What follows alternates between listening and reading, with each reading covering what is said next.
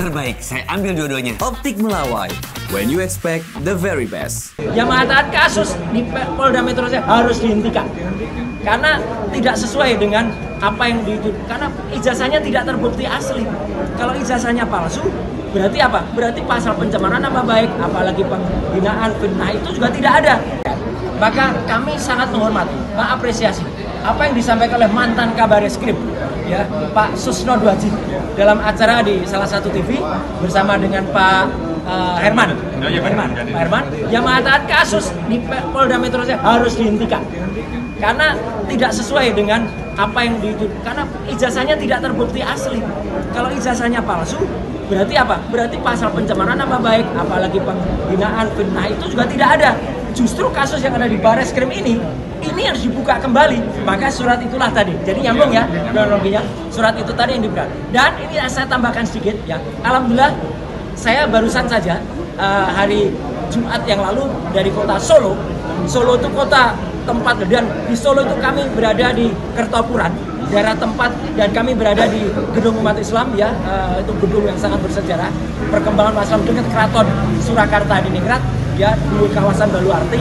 Kami mengadakan bedah buku, diikuti oleh ratusan orang, ada sekitar hampir 300 orang, dan sukses. Dan di kota Solo yang kami tadinya khawatir, jangan-jangan kami mendapat penolakan, tidak sama sekali. Justru di sana masyarakat mengeluhkan, mulai dari saya turun di bandara ya, sampai dengan kemudian kami makan sate ya. Dalam rangka untuk apa? Ini adalah temuan yang harusnya membuka kembali kasus dugaan ijazah palsu 263 KUHP yang sebelumnya sudah dilaporkan namun dihentikan melalui proses penyelidikan. Tapi yang apa itu bukti yang kami terima dari KPU, Komisi Pemilihan Umum? Alhamdulillah proses yang lama itu tidak begitu saja. Proses yang lama dari KPU itu sudah kami terima minggu yang lalu bersama dengan Pak Dr. Bonatua Silalahi, dengan Pak Michael Sinaga ya. Kami menjemput surat itu di KPU. Karena tidak hanya KPU sebenarnya, kami mengirimkan itu ke 8 institusi. Termasuk diantaranya KPU Pusat, KPU DKI Jakarta, KPU Solo, dan beberapa tempat lain. Termasuk juga ke ANRI, ya, Arsip Nasional Republik Indonesia tempatnya. Justru kasus yang ada di Bareskrim ini harus dibuka kembali. Maka surat itulah tadi. Jadi nyambung ya kronologinya. Surat itu tadi yang diberikan. Ini menunjukkan bahwa apa yang kami lakukan, apa yang kami teliti dalam buku ini itu tidak salah. Karena yang kami teliti bahannya sama. Jadi sudah saya cek, dan tinggal kemudian nanti keluar research yang terbaru. Yang diberikan oleh KPU adalah sama dengan yang saya teliti atau yang kami teliti. Artinya apa? Ijazah itu 99,9% palsu. Clear.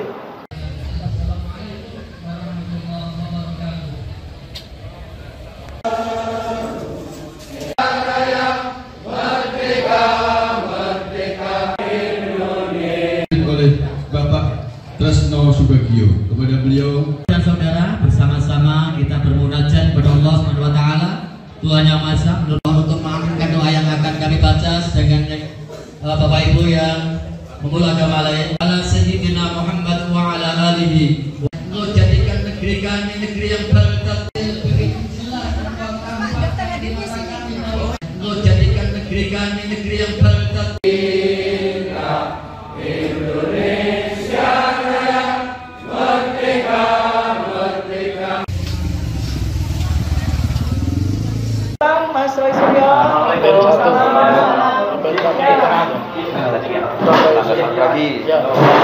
Ini aja. Siap. Lapornya sudah datang ini. Tunggu, Mas. Sini, Mas. Nanti nyambung ya. Iya, alhamdulillah. Oh, sudah. Sehat selalu. Siap, sehat. Mbak Uri. Nih. Alhamdulillah. Alhamdulillah, betul sekali tadi yang sampaikan. Kemarin siang, sebelum, kalau mungkin teman-teman lihat saya teriak-teriak di atas Mokom ya, di atas mobil komando ya, di depan KPK. Saya paginya ke KPU, Komisi Pemilihan Umum. Dan insya Allah itu juga pesan yang sangat bagus untuk KPUD di Surakarta agar mencontoh yang sudah dilakukan oleh KPU Pusat. Akhirnya kami mendapat, tim mendapat salinan ijazah yang digunakan oleh Joko Widodo ketika mendaftar untuk menjadi calon presiden di tahun 2019 dan 2014. Sementara yang kami dapat baru yang 2019. Ya gitu, jadi baru 1.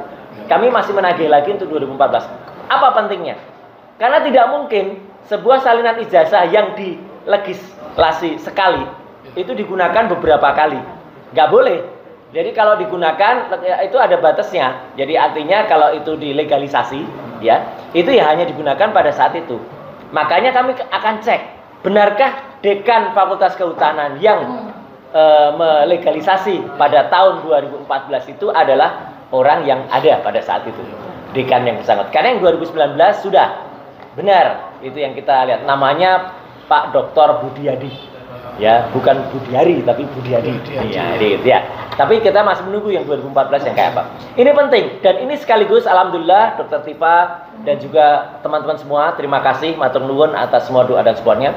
Ini menunjukkan bahwa apa yang kami lakukan, apa yang kami teliti dalam buku ini itu tidak salah. Karena yang kami teliti bahannya sama. Jadi sudah saya cek dan tinggal kemudian nanti keluar research yang terbaru yang diberikan oleh KPU adalah sama dengan yang saya teliti atau yang kami teliti.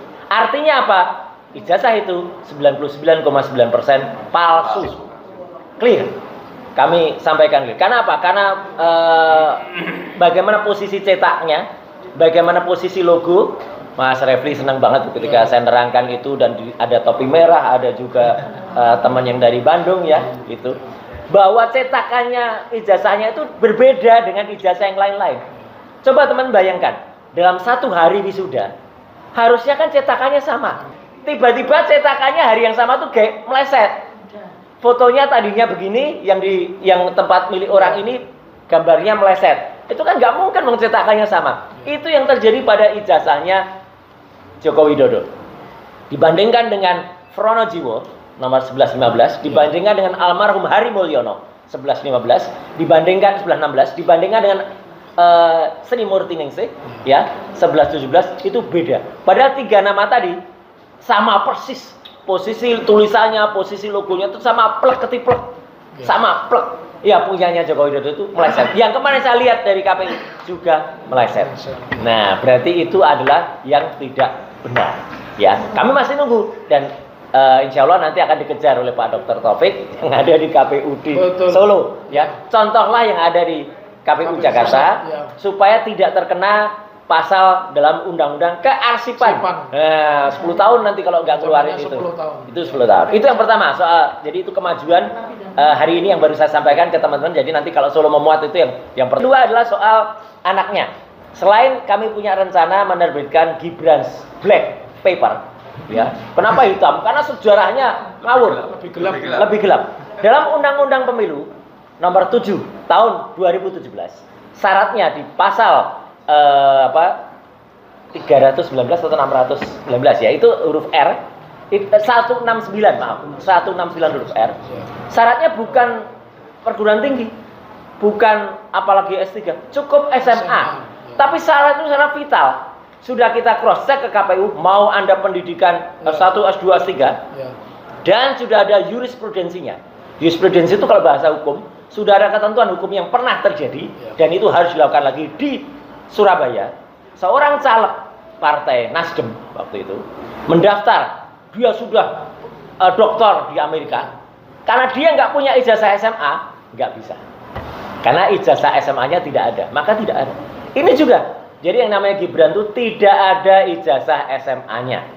Ya, ijazah SMA sudah coba kita cek ke Orchid Park Secondary School yang ada di Kementerian Pendidikan Dasar Menengah, itu hanya raport kelas 10 dan kelas 11, dan itu berarti belum lulus.